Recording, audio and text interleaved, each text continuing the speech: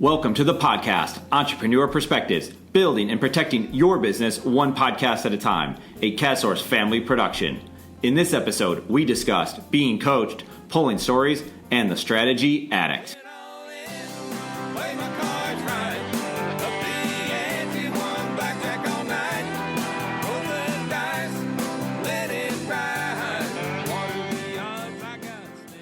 Our guest today is actually more than one. We are bringing to you conversations with some of the team at KazSource, including John Priore, Scott Upton, Rudy Redmond, Stephanie Long, and Shane Snively. John is a content marketer, Rudy is a business developer, Scott is a project manager, Stephanie is a case manager on our insurance side, and Shane is the COO at KazSource. I asked each guest one question they had no time to prepare for. It's about a topic they are knowledgeable in, so we get to hear the raw, unedited content, advice, and thoughts from these amazing people. I'm super excited to share these conversations with you, so let's get right into it. So we got John Priore in here now. John, I look at you as someone who is constantly learning, but in a way of where you want to be coached. And that's hard to find nowadays, to have someone that they're in learning mode and they say that, but they want to be coached. They want to be told what to do. They want to be held accountable. How do you put yourself in the right frame of mind to allow yourself to, first of all, be learning, then also allow yourself to be coached? Well, a lot of it for me is thinking about the longer term. So where I want to be in 10 years, I think of it as a part of the reason why I chose KazSource to work for. Or look at yourself, Shane Snively in our office, and just talking to other business owners every day. I learned from not just you guys, but the outside perspective. And wanting to be coached it's the mindset of improving and getting better. And then learning from it, obviously you have to do the work every day, but being coached will help you get there along the line. Yeah, I mean, I remember when I was younger and I played basketball, I had a hard time being coached because the coaches would kind of get on you. And I remember a coach was playing basketball, and I don't know who he talked to. He talked to like other teammates and assistant coach, or maybe my parents at some point, and they're like, he doesn't know this, but I see potential in him, so I want to get on him a little bit more than I might somebody else who I don't see that potential or who isn't excited to be coming out there to play basketball. I mean, is that something that you see as well? Like when someone is coaching you, they're not just getting mad at you or frustrated. It's not that we get mad and frustrated at you, but it's like they're actually investing their time and energy because they actually see some potential. Yeah, no, I see that all the time because I know that you guys, the people who do coach me, like you, Shane, they want me to succeed. They want me to get better, and ultimately, yeah, it'll help your business, but it'll also help me, and I enjoy it, and I see it. And we probably see it all the time, right? You just preseason football is going on as we're recording this, but just pick a sporting event, and you see players all the time getting frustrated, getting arguments with coaches, and yeah, I mean, we could get in an argument, or we could have a misunderstanding, or whatever that might be, but overall, I think we see it with players that do have a hard time being coached. And having to kind of overcome that. And I think, I don't know if you've always felt this way, that you've just had this drive in you to just have this long-term approach to say, I need to be surrounding myself with the right people. And then you probably see, I'm not saying friends of yours, but other people, whether it might be in school, it could be with a professor when you were in school before and you're not anymore, but yeah, they didn't take to it well. Do you see the other side of it as well? And does that help drive you? Yeah, I get it. I mean, I see, obviously, playing sports growing up, you see the other side. You see it in the classroom. I mean, you see it everywhere, but I mean, I would always see that, and I'd be like, I don't want to be that. Like, they're trying to help you. I get it. Like, if you have an ego, if you have, if you're the superstar of the team, like, maybe you don't want to get coached because you think you're there yet, but I mean, all they do is they see the potential. They see you're already here. You could be at the next level if you just take this coaching. So I've always tried to, again, get to that next level by taking the coaching. I understand the other side, but I don't want to be on the other side of it. Yeah, absolutely. I mean, it's important sometimes to see both sides of it, to see the positive, to see the negative, and to understand and get yourself in the frame of mind. And so then we start working with clients, and it's not that we're a coaching business at all, but we are trying to coach or help the clients understand what we think is best for their business, and they're the business owner and they have to do what's best for their business.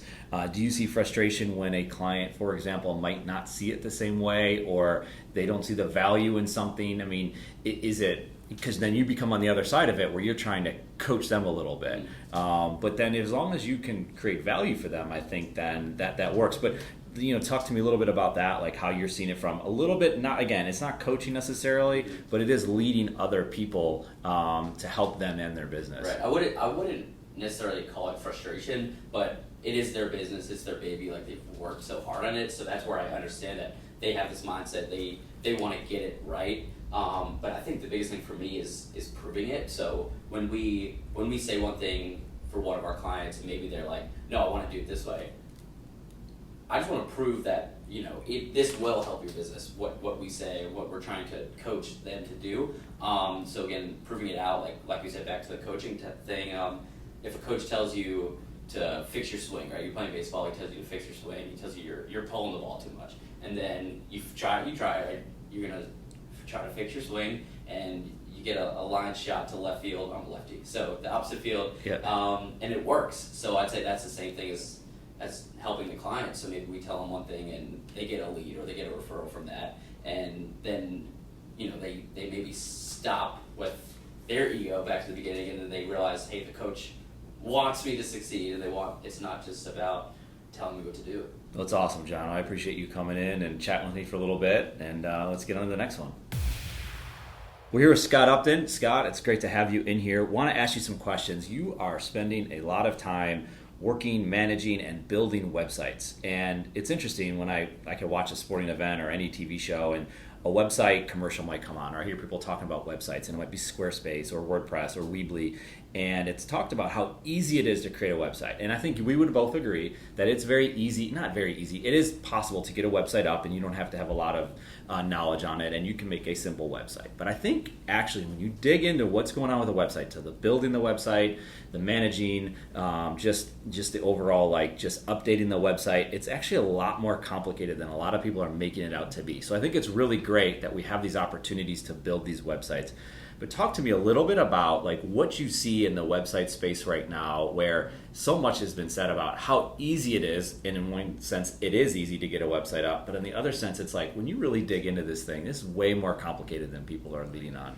Yeah, definitely. As we all realize, say when the internet first came out, in this infancy stage in the mid-90s, in order to build a website, you had to be a computer programmer, just about. You had to know how to do a lot of coding. It was not easy.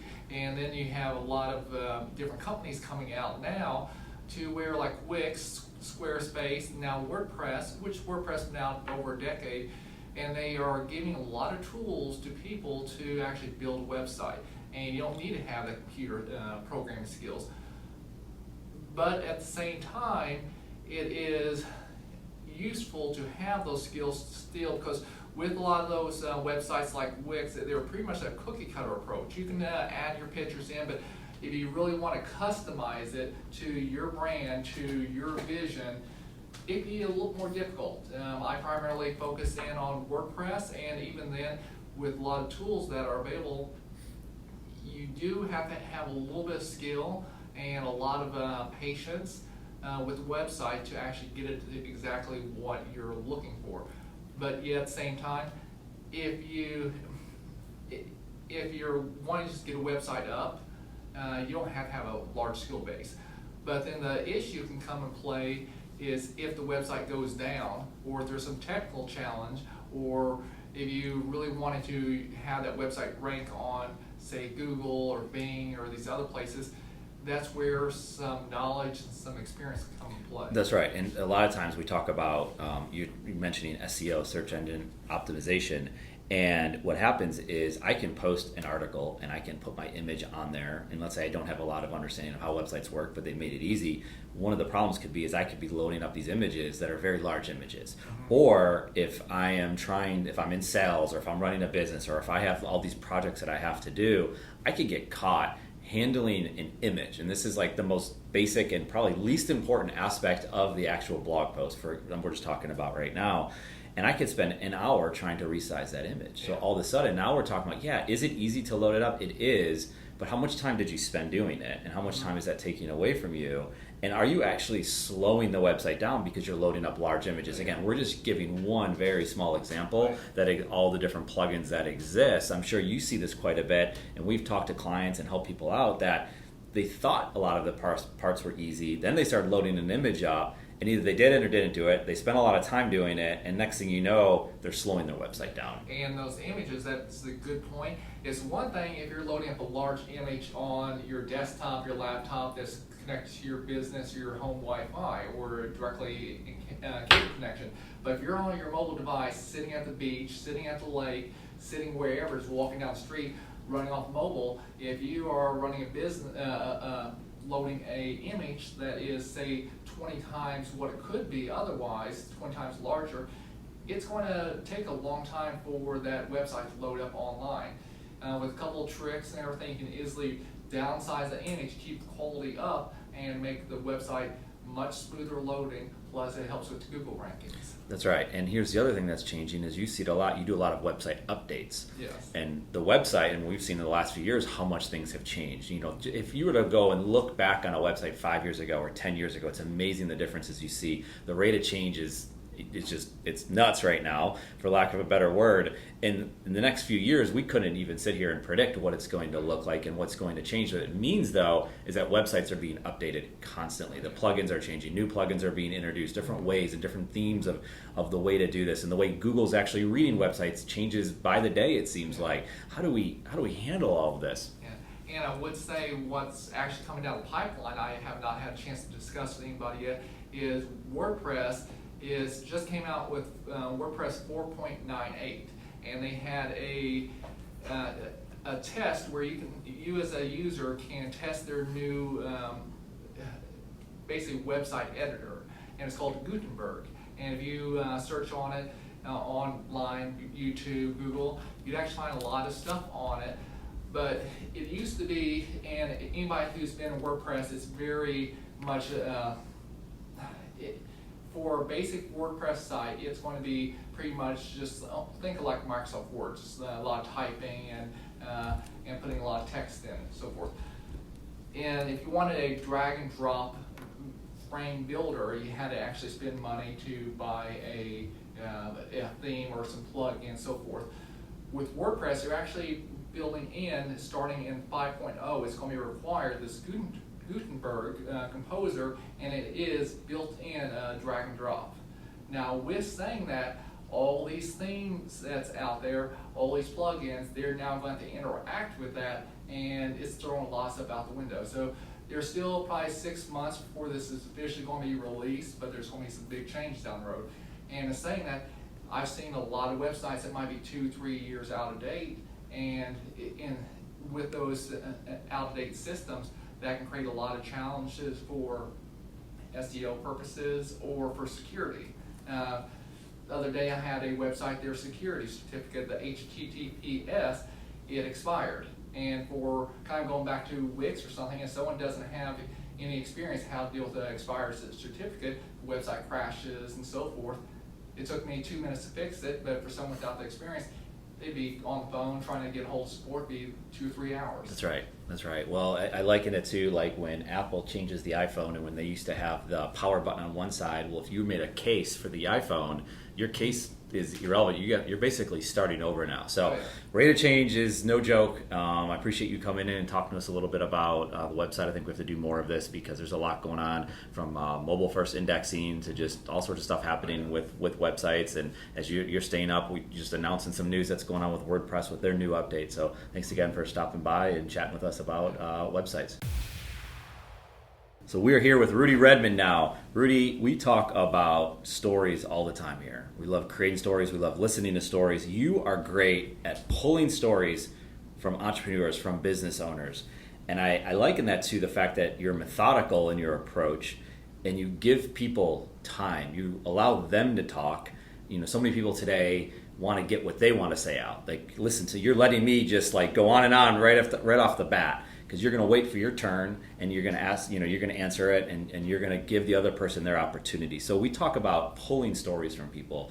When we work with small businesses, we want to tell their story. We want to help tell their story, and it requires someone going in there and actually pulling that story, because they don't understand what story maybe they want to tell right away. And we've done a really good job of that. You've done a really good job of that with some of our clients. Michael Sally down in Somerville, right outside of Charleston, South Carolina. Tony Tenero, who's a leader for a C12 organization. But talk to me a little bit about how you are able to give other people time in telling their story, why it is such a passion of yours.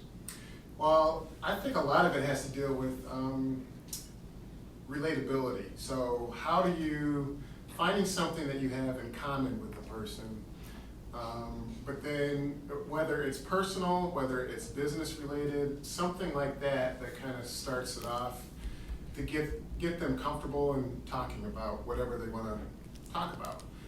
Then it leads down the path of other questions, other topics that are related to the original opening topic, and then it just makes it more natural, more personable. Yeah, I mean, what I see you've done, and we had an article, and you pulled this content from, and then when we wrote the article and we had it edited, we sent it to him, and the individual who knew the story actually teared up when he was reading this article because it was a true story and he loved it and he was very appreciative of it and it's something he had never seen before. It's because you were able to go deep with him. And not that every article or every piece of content we create needs to pull tears out of people. That's not the goal here. But this example, it shows that you were able to get this person to think deeply about what it is that they do. So I think a lot of those questions that you're asking are going deep because you're deep, right? And so just talk to me a little bit about that. Like, how do you know when it's time to continue to asking questions, but not in a probing way that makes them feel uncomfortable? Well, I think part of it is noticing or identifying something that's a trigger for them or what they're passionate about, and then kind of letting them take it from there. Cedar questions or cedar observations allow other people to go in a direction that maybe they originally weren't thinking of going. So I think using those nuggets of information that they've given me either in the past, before I officially meet with them, or just in the moment.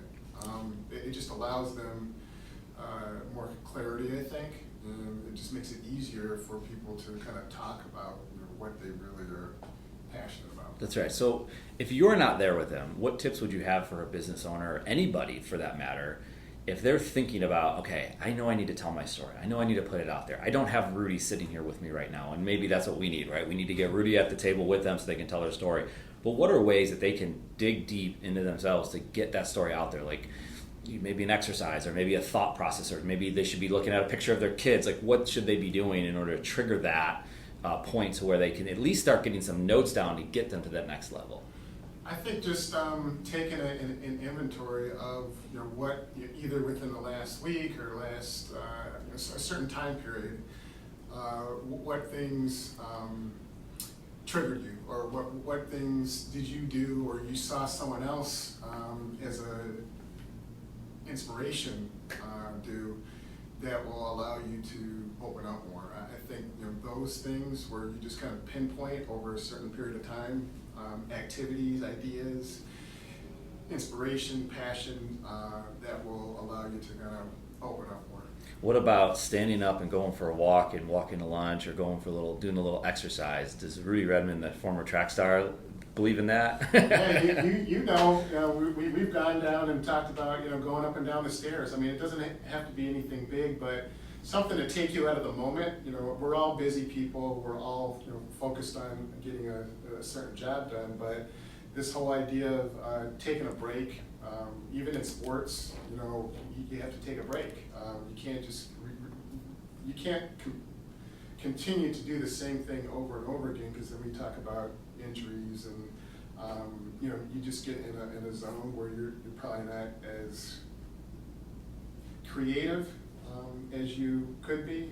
It's either a physical thing or a mental thing, but just taking yourself out of the moment, going for a walk. I see you going for walks down the street, or going to the store, going to Harris Teeter, or whatever takes you out of that moment, and it allows you to think about other things. That's right. Well, Rudy, I appreciate the tips you've given us. I appreciate the stories that you're able to pull. If people have questions and want to talk about their businesses and get some stories pulled out of there for themselves and for their business, I'd encourage you to chat with Rudy. But Rudy, thanks for spending some time with us. Thanks for having me.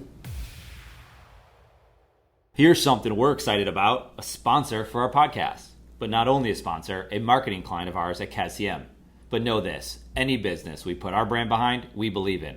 And our sponsor for this podcast, The Peculiar Rabbit, located in Plaza Midwood. If you live in Charlotte or visit the area, you must check out the Plaza Midwood area. So many great spots, and at the top of the list is The Peculiar Rabbit. And while there, make sure to stop by Jackalope Jack's. I call Jackalope Jack's a bar's bar. And then for entertainment, go next door to the Rabbit Hole, known for its live music and events. So the next time you're looking for good eats or drinks, The Peculiar Rabbit is your spot. Tell them KazSource sent you.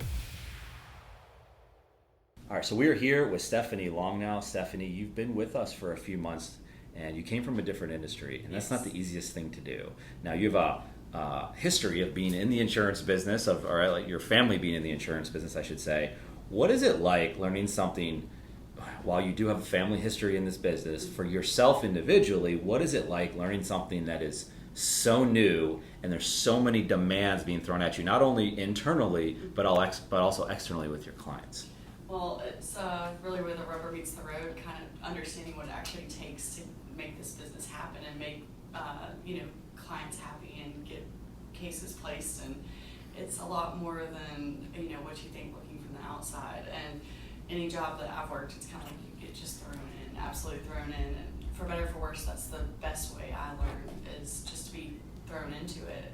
And then realizing that you do have like those resources and the people around you that can make things happen. So I have a really good team here. The fact that I've learned so much in such a short period of time, but I always feel that there's that support. Like there's always that one person you can go to who is the expert on this or that, and then you put all those pieces together. And I think especially working directly with my dad, I was like, it's a interesting dynamic, but I always feel like I can go to him and ask any type of question and just like pick his brain at any time of the night. And he's open to that, as busy as he is with clients and on the road all the time. He's always, he trying to add in his little, like, here's a little insurance lesson for you today. Like, yeah, he loves doing that. He's always like, oh, I'm sure you wanted to hear all that. I'm like, well, actually, I want to know how all this stuff works, how the movie, because I get really frustrated when I don't understand everything. Like, I'm just like, but why? Sure. But why? But why? That's how my mind works. So. But not everyone can have that. Not everyone can have that ability to say, I want to learn this. I want to stay up late to learn it. I want to wake up early. And during the middle of the day, like, you might get exhausted. It could be 2-3 o'clock, but we've seen it. Like, you just have this ability to say, I'm just going to keep going because this is what has to get done. People are relying on me both, again, like I said before, internally and externally. But it's easy to say that, right? It's a lot harder to execute on that. So how have you always had this, or? I just felt like with anything, any job that I've had, it's just not just a job. It's my self-worth, my motivation. Is what it takes to be a self-made person in any industry. And I was like, unfortunately, school. I mean, it's very generalized. It's very open. It's this is a very specialized kind of industry. It's interesting to get on the ground floor of it and just kind of just pick it up and not have any preconceived notions based on like where I was before or what I was doing before. I'm open. And then when you, everything. Right, and when you got here, like you said before, there's perspective, right? You have a perspective from the outside, which you had a good perspective from the outside. A lot of people were like, well, this is a lot easier. But even you would think like, oh, it can't be that hard. And then you get in here like, oh, internally the perspective is totally different. Now that I've seen what actually goes on. And I see that you respect the craft, respect the industry, respect the work that's being done, no matter what size the case is, the type of agent that you're working with. You have this new perspective on it all. Because you always think, once I get the office job that I'll have it made then.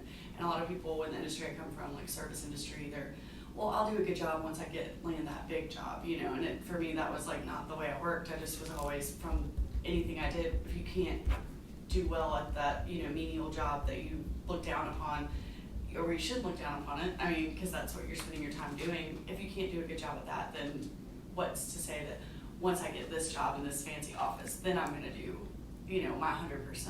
That's right. So that's just the way I feel about it. Yeah, well, I think the service industry, and I think this is for anybody, the service industry served you well. I didn't try to do the play on words there, but I guess it worked out, right? But but what's interesting is you have this mentality of service to the clients, no matter what they are. So when you're in the service industry, you have to be on point all the time, right? You're going to get a bad Google review or Facebook review in minutes. Before they even leave the restaurant, they're going to be so upset. So it's taken you to this level to have this. And so I think people think like, well, I'm in the service industry, so I have to stay in the service industry. This is the career I've chosen, and I can't leave it now. Right. Where it's actually like these industries you can cross. It doesn't really matter where you are, what you're doing. It's like the ability to wow that person in that situation. Like, not just relying on, okay, well, this person should have been in charge of, well, my personal responsibility in that moment is like, they know I was so super busy, but I got everything that they needed and got it right back to them. And that's the way I want to get cases issued. In the same way, try to get them done really quickly. And then you think that,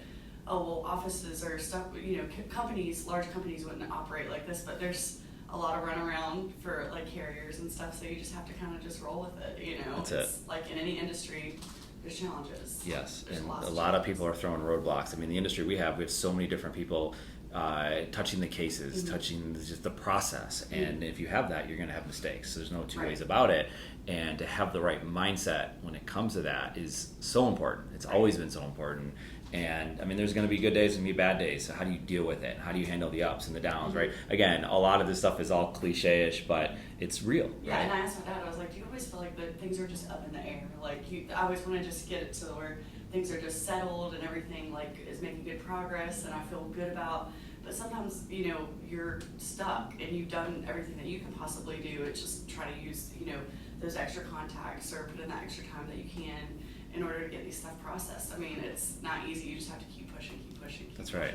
Well, that's awesome. Well, we appreciate that. We appreciate you spending time with us and working with us and with the great attitude you have. So thank you for spending a few minutes with us. Thank you. Thank you so much. We are here with Shane Snively, the strategy addict. Shane, you started making your first post. I don't want to get too deep into the strategy addict. I think we're going to save that for another podcast episode. But you've put out a couple articles already. We talk about a lot of things that you and I talk about a lot, about not faking it, about being real. So I want to talk a little bit about that article, not faking it. Fake it till you make it, we were told. We watch all the good movies that are out there and, act as if in the Boiler Room. And Ben Stiller's great line. He comes in there, act as if you drive a Ferrari. Act as if whatever it is you want to be, you can act as if, right? Talk to me about Ben Affleck? Ben Affleck. What did I say? Ben Stiller? Ben Stiller. Do you know why I said Ben Stiller? It's because we were just talking about Ben Stiller and along came Polly. I appreciate the correcting me. So I was just faking like I knew who the actor was. But anyway, I want to talk about it because I do think there is a lot of that being perpetuated these days about being able to fake it until you make it. But you talk about actually doing the work, actually being real and about being genuine. And talk to me a little bit about that article that you wrote. I'll just tell you the biggest thing I've run into is people that I can see are pretending. And I don't think consumers anymore actually can't see it either. So what ends up happening is they will go out to the community and they present themselves one way, and then the execution, what they really can do is different. And then they don't get repeat business, and they don't understand why people just aren't calling them 24/7 on the telephone. And my issue with that is the way I was raised, if you told somebody you can do something, you can do it. And if you can't do it, then you tell them that you can't do it. And I think the credibility of telling somebody that you're really not positive you can do something is different than saying, oh, yeah, I can do it, and then I'm going to just try to figure it out. I would rather say, hey, I think I can do this. I've never really done it like this before. And so I'm going to, really try to, be open and honest, and maybe you get them to help you do it. And I think it builds credibility. And I think that's what's lacking in a lot of the marketplace right now. You have a lot of people on the internet, do this. And from my perspective, I don't see anything behind it. I don't see any real world experience in giving that advice. It might sound fun, it's great for a movie reel or whatever, but Google review, Yelp reviews. I do business valuation, and you start seeing the reviews from these people, and it says, guy said I could deliver this on this date, and he knew how to do this, and it's all messed up. Then I had to go back, pay more money to get it fixed. I mean, it's pretty bad. It's tough. Well, you're trying to build trust, right? So a lot of times you might earn that trust. So that's like the no-like trust. So you earn the trust, but then you don't deliver on it because you weren't honest. So somehow you built this trust, but you didn't deliver on it. So now the trust is over, right? You've lost everything. And I think that's a hard thing that people are dealing with, because they're trying to get so fast to that trust component, but then they might be dishonest in that process, or they might be unsure of it. And maybe they weren't even trying to be dishonest. They were, Shane, I can get that to you by next Friday. And they assumed they could, but then they couldn't. And as opposed to, I could have called you up and say, you know what, Shane, this isn't going to happen. I don't think I can do this by this Friday. And here's why. Here are the different reasons. Can we have a conversation about it? And a lot of times, if you're just upfront and honest, right, doesn't that lead to, oh, I understand. I understand where you're coming from. I've been there before too, right? So sometimes if you just say the truth, it's amazing all the good things that can come from that. And the other side might actually understand where you're coming from. I totally agree.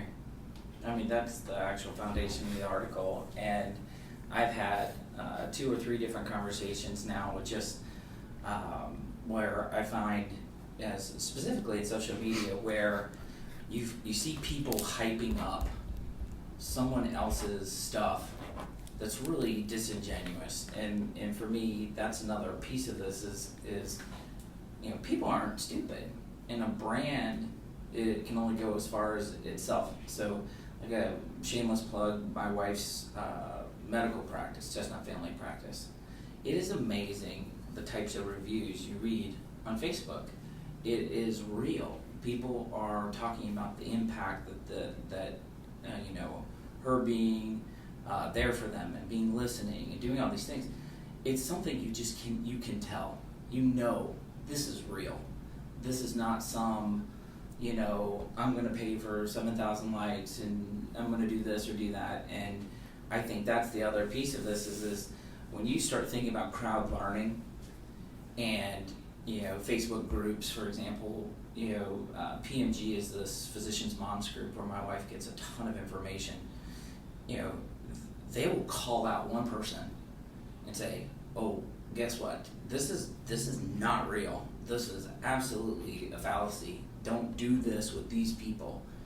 I mean, they're not getting those brands back. McKesson is their medical subscriber. They give them medical pricing and different companies, and you can tell when certain reps are doing really well and certain reps aren't. Oh, I can deliver on this, or I can't deliver on this. Don't say things that you can't really do, or you don't have the power to control. Or when you say it in the beginning, say, hey, I would have to get permission from all of these people, and I'll do it, but I'm not going to promise you anything. I'd much rather have that kind of real conversation with someone, but I feel like everybody's scared to lose the sale. So they are so far out on the right. They're like, oh, I'm going to be able to do this, and I'm going to do this. And just because you read about how you do something doesn't mean that you actually know how to do it. And I think that's can you execute on it, right? I can read anything on wiki pages or, hey, this is what this is and this is what this is, but it doesn't mean I know I'm an expert and I actually know how to do any of those things. I equate it back to running the math. You hear people talking about, oh, this is a good investment, or this is a good idea, or that's a good idea, and I'm like, did you run any math? Did you look at the break even on it? How long is it going to take for you to actually make your money back? And most of the time it's like a pipe dream. Well, they told me this, or they told me that. I'm like, what, did you look at statistics? Did you look at anything? So it's part of it's just the fake it is, for me, was more about you as an individual being real with who you are, what you know, what you don't know. And instead of, if you're an entrepreneur and you're trying to build a company, why would you want to be the one that's known as the person that's real, that actually delivers on what they can do? And, oh, I loved it. This guy told me he's never done that before, but he would do anything he possibly could for me to do that. And, I knew I was his guinea pig, but he gave me half price. Well, that's pretty powerful, those types of things. So I'm ready to see more of that in the marketplace. And when I hear people deliberately over social media, the internet, or whatever, fake it till you make it, I think it's a fallacy. I think it's a total lie. I think it'll kill your brand by the time you're done. I think it's very short-sighted. And hey, maybe get lucky. Or maybe what you were prepared to be ready to do at that moment was exactly what you were doing. Like, are you serious? You brought this up. We are really in the process of doing this right now. And so you would be the very first person that we would be able to do this with. But our company was going directly to this, so you are confirmation that we are headed in the right direction. Thank you. That just means something different than, It's powerful. yeah, well then saying, well, we already have this set up. Here's my imaginary warehouse, we're talking about Right. the Nike story, Yeah. or whatever. Yeah. And part of the premise of that was, our conversation about, they didn't have a distribution center or something on the East Coast. Yep. And the guy calls them and says, who was it? Who's the CEO? Yeah, Phil Knight. Yep. Phil Knight says, hey, Did you have distribution on the East Coast? And he's Yeah, like, yeah, so- sure do. And he sure calls do. this guy up. Calls He's the like, guy. you're moving to Boston. tomorrow. Yeah. Congratulations, Yeah. But they were already prepared. They were ready to be able to do those things. And so that was probably a direction that And it's we're an already extreme heading. example, and people they, love they to were use already it. heading there. Right. So I get it where you can be kind of client driven to the needs, Right. but I would just do not see the value in not being honest. Right. All And it it's- takes is somebody to catch you one time. Right. in And what's how you're hard, saying it's something. hard right now because social media presents itself in a way that you can fake it on social media. And you can go out and buy likes, like you said, you can buy fans, you can get fake engagement on social media.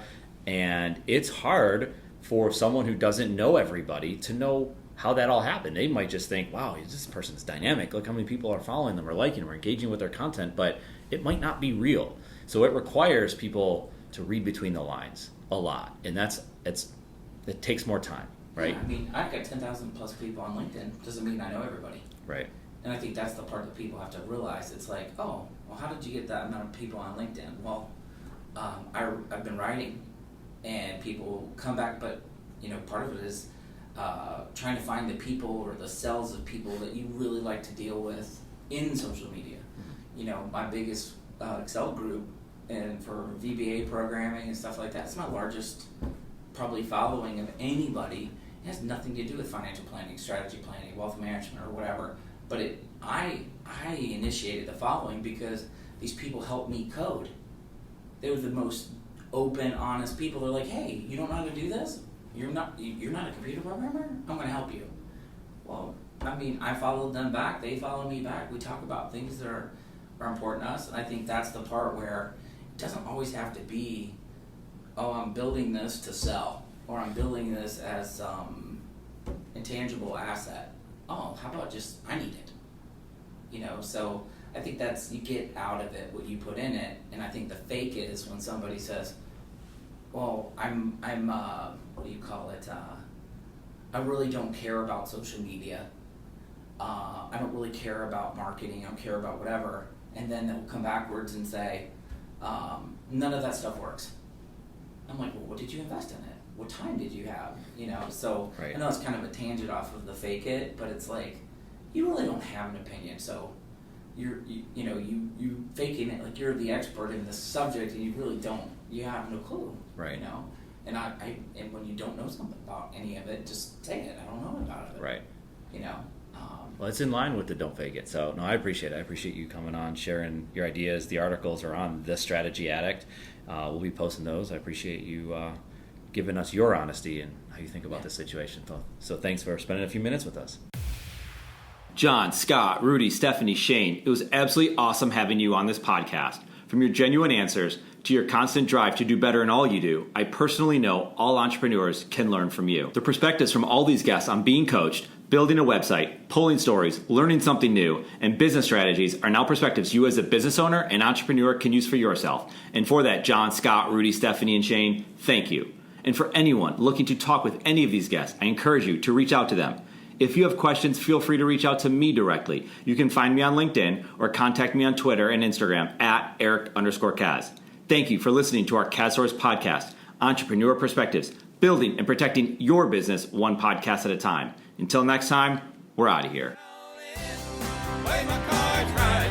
Up the ante, won blackjack all night. Roll the dice, let it ride. Water the odds, I got stayed. This podcast exists in large part because of KazCM, the content marketing business inside KazSource Inc. KazCM is excited to bring the content marketing services used at KazSource to you. Learn more by visiting KazCM.com. Thank you so much for listening to this podcast. It's a big deal to us. We hope you found value in it, and if you did, we would be incredibly grateful if you gave us a review on iTunes. Remember to subscribe to this podcast and feel free to share it with anyone you know. More than anything, thank you again for listening. We appreciate it.